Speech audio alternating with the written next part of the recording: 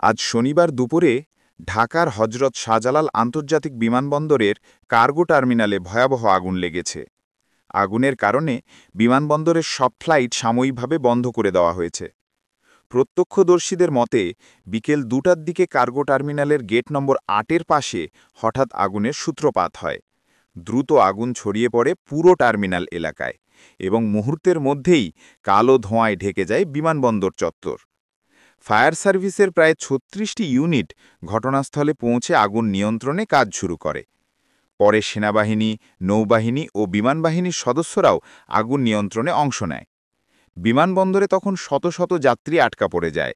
সব ফ্লাইট বন্ধ ঘোষণা করা হয়, কিছু ফ্লাইটকে বিকল্প রুটে পাঠানো হয়। ফায়ার সার্ভিস জানায় এখন পর্যন্ত কোনো বড় প্রাণহানির খবর পাওয়া যায়নি, তবে কয়েকজন কর্মী ধোঁয়ায় অসুস্থ হয়ে পড়েছেন এবং তাঁদের হাসপাতালে পাঠানো হয়েছে।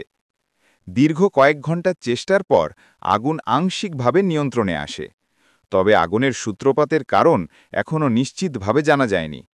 প্রাথমিকভাবে ধারণা করা হচ্ছে কার্গো টার্মিনালের কোনো ইলেকট্রিক শর্ট সার্কিট থেকে আগুনের সূত্রপাত হতে পারে। আগুনের ঘটনায় বিমানবন্দরে ব্যাপক বিশৃঙ্খলা সৃষ্টি হয়েছে। যাত্রীরা অপেক্ষা করছেন কখন আবার ফ্লাইট চালু হবে। প্রশাসনের পক্ষ থেকে বলা হয়েছে পরিস্থিতি নিয়ন্ত্রণে আসার পর ধীরে ধীরে ফ্লাইট চালু করা হবে।